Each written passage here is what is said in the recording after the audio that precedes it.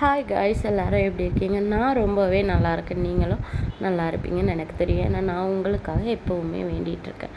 என்னடா எப்போ பாரு வீடியோ போடுறேன், இனிமேட்டு ரெகுலராக போடுவேன்னுவா, போடாமல் போயிடுறேன் பார்க்குறீங்களா? அப்படி தாங்க என்னோடய சூழ்நிலை. குடும்பத்தில் 1000 கஷ்டம், அதை சொல்லவும் முடியல, வார்த்தைகளும் இல்லை. அப்புறம் உங்கள் எல்லாருக்குமே தெரியும், என் அம்மா வந்து நாகர்கோவிலில் மேரேஜ் பண்ணி கொடுத்துருக்காங்கன்னு. இது எங்கள் ஊர் தான், ரொம்ப அழகான ஊர். இங்கெல்லாம் கண்டிப்பாக ஒரு நாள் வாங்க எங்கள் ஊரை சுற்றி பார்க்க. சென்னையிலேருந்து எனக்கு இந்த ஊரை வந்து பழகிறதுக்கு ரொம்ப கஷ்டமாக இருக்குமோன்னு நினச்சேன். ஆனால் அப்படி கிடையாது, எனக்கு ரொம்ப ஈஸியாகவே இருந்தது. காரணம் என் ஃபேமிலி, என்னோட ஹஸ்பண்ட் ஃபேமிலி தான். என் ஹஸ்பண்ட் ஃபேமிலியில் என்னை ரொம்பவே நல்லா பார்த்துப்பாங்க. என் மாமியாராக இருக்கட்டும், நாத்தனார், என் குழந்தனார்லாம் எனக்கு அவ்வளோ சப்போர்ட்டாக இருப்பாங்க.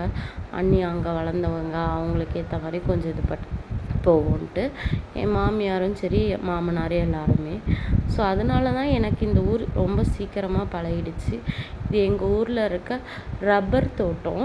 நான் அந்த ரப்பர்ன்றதையே லப்பர்னுவேன். அதனால தான் கொஞ்சம் பொறுமையாக சொல்லி இது பண்ணேன்.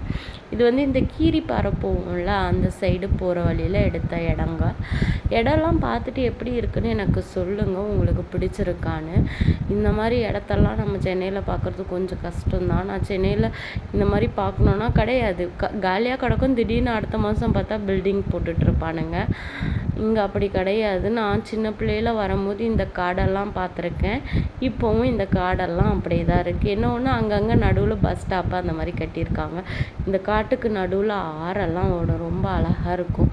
நான் போயிருக்கேன் சின்ன பிள்ளையாக இருக்கும்போது. என் மாமியார் வீட்டு பின்னாடியே ஆறு இருக்குது. அந்த மாதிரி நான் எல்லாமே சின்ன பிள்ளையில பார்த்த இடம் பார்த்தபடியே தான் இருக்குது. நான் எப்படி பார்த்தனோ அப்படியே இருக்கிறதே எனக்கு ரொம்ப சந்தோஷமாக இருக்கும் இந்த ஊரை பார்க்கும்போது. ஸோ வாங்க ஒரு நாள் விசிட் பண்ணி பாருங்கள். அதுக்கப்புறம் நான் இனி கொஞ்சம் ட்ரை பண்ணுறேன், முடிஞ்ச அளவுக்கு வீடியோவை ரெகுலராக போடுறதுக்கு. உங்களுக்கு கண்டிப்பாக இந்த மாதிரி எங்கள் ஊரை போகிற இடங்களெல்லாம் எடுத்து போடுவேன்.